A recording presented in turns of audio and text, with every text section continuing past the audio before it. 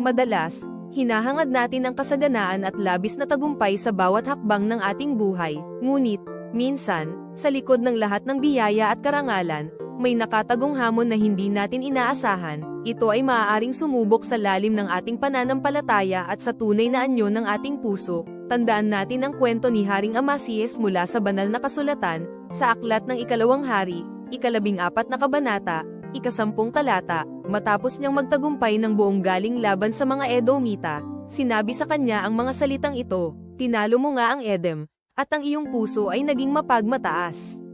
Ang kanyang matinding tagumpay, sa halip na magdulot ng higit na pagpapakumbaba at pasasalamat, ay nagbunga ng kayabangan na nagdulot ng kanyang kapahamakan. Kaya, mga minamahal, mahalaga na patuloy nating ingatan ang ating puso sa gitna ng anumang tagumpay o pagpapala.